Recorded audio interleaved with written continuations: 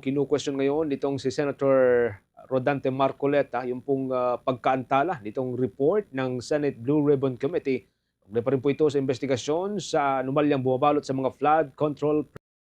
May live report dyan si Bombo Angelo Aganan.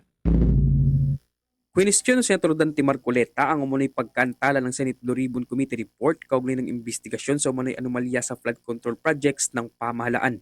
Sa kanyang privilege speech, sinabi ni Marcoleta na 7 buwan na ang lumipas mula nang sinagawang unang pagdinig noong Agosto 2025, ngunit wala pa rin inilabas umano na opisyal na committee report. Aniya, patuloy umano na naghihintay ang publiko ng malinaw na resulta ng investigasyon sa aligasyon na mahigit 1 trillion peso ang umunay na waldas o nakurakot mula sa mga proyekto. Ayon din sa senador, nagsumite ang minority block ng sarili nilang minority report noong Disyembre na nakaraang taon batay sa unang 6 na pagdinig ng komite na naglalaman ng mga obserbasyon, paunang natuklasan at rekomendasyon.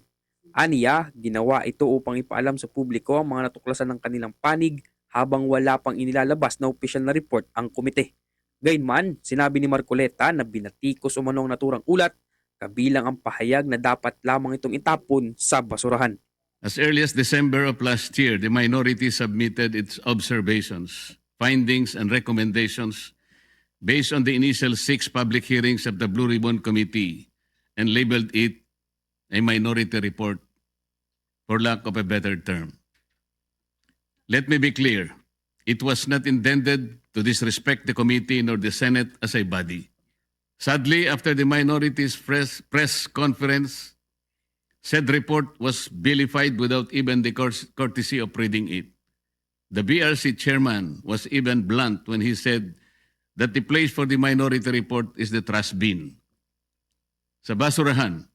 Kwinestyon din ni Marcoleta ang mga aksyon ni Senator Panfilo Fing Lacson bilang chairman ng Blue Ribbon Committee, kabilang ang pagpapadala umano ng draft report ng komite sa kanyang opisina na walang pirma ni Lacson.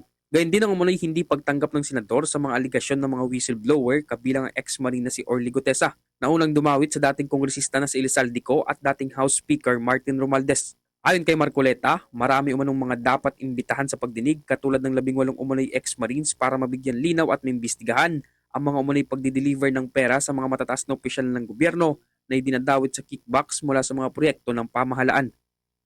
Sila ay matapang na nagsalita at handang tumestigo ayon sa kanilang nakita. Saksi sila sa kung saan at kanino dinala ang limpak-limpak na perang nakapaloob sa mga maleta, mga kahon at iba pang mga sisidlan na kanilang ginamit.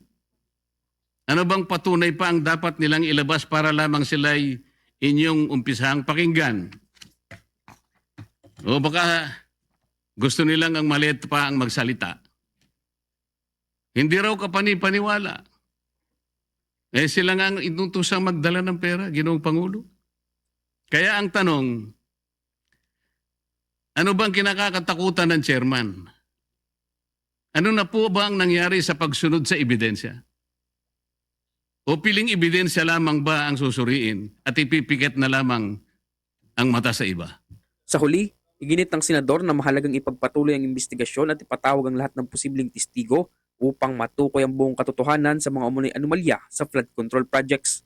Samantala, nag-abiso naman si Lacson kay Senate President Tito Soto III na sasagutin niya ngayong araw punto por punto ang tinawag niyang kulang sa research at fact-checking na privilege speech ni Marcoleta. Pinuna din ni Lacson ang umunay hayagang pagsisinungaling ni Marcoleta dahil kasama aniyang senador na nakatanggap ng partial committee report na pirmado ni Lacson bago ito'y pamahagi sa mga kapwa senador.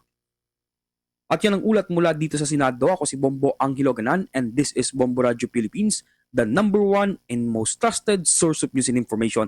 Basta Radio, Bombo! For the most trusted source of news and information, visit our website at www.bomboradio.com. Follow us on Bombo Radio mobile app, Facebook, YouTube, TikTok, and X, formerly Twitter. Like, share, and stay connected. Anytime, anywhere.